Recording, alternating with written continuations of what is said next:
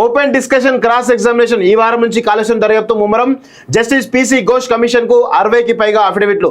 కొన్నింటిని పరిశీలించిన commission head తప్పనిసరి అయితే పొలిటీషియన్లకు నోటీసులు. ఫస్ట్ టెక్నికల్ అంశాలపై బహిరంగ చర్చ, వారి మధ్యనే క్రాస్ ఎగ్జామినేషన్ కు ఛాన్స్, అనంతరం ఆర్థిక అంశాలపై ఎంక్వైరీ అంటూ ఒకరు చూస్తున్నాం. కాళేశ్వరం అవకతవకలపై ఏర్పాటు చేసిన జస్టిస్ పినాకీ చంద్ర ఘోష్ నేతృత్వంలోని జ్యుడిషియల్ కమిషన్ ఈ వారంలో ఎంక్వైరీని మరింత స్పీడప్ చేయనున్నది. ఇప్పటికే అధికారుల నుంచి మౌఖికంగా వివరాలు తీసుకొని కొన్ని డాక్యుమెంట్లు స్వీకరించిన కమిషన్ జూన్ 27 వరకు అఫిడవిట్లు సమర్పించేందుకు గడువు ఇచ్చింది. దాదాపు 60కి పైగా అఫిడవిట్లు రాగా వాటిని పరిశీలించేటువంటి పనిని ప్రాథమికంగా మొదలుపెట్టింది. ఈ నెల 5 తర్వాత ఎంక్వైరీపై కమిషన్ పూర్తి స్థాయిలో ఫోకస్ పెట్టనున్నది.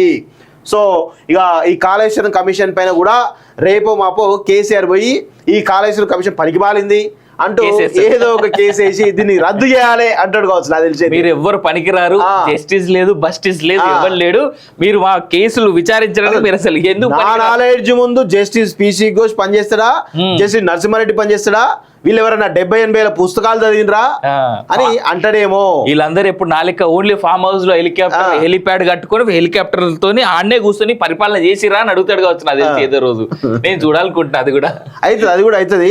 కానీ ఎట్టి పరిస్థితుల్లోనూ రేవంత్ రెడ్డి అయితే కేసీఆర్ ను బజార్లో నంగా నిలబెట్టడానికి మాత్రం రెడీ అయిపోయాడు. ఏదో విధంగా నిన్ను ఆ ఫామ్ హౌస్ బయటికి లాక్కొచ్చేసి గల్లా పట్టుకొని బయటికి లాగి మరీ నిన్ను బజార్లో నంగా నిలబెడతాడు అనేది నాకైతే అర్థమైతా ఉంది. ఖచ్చితంగా చేస్తాడు కూడా ఆయన. కానీ ఈ విషయంలో చాలా సైలెంట్ గా పనిచేస్తాడు, అది మాత్రం మెచ్చుకోవాలి.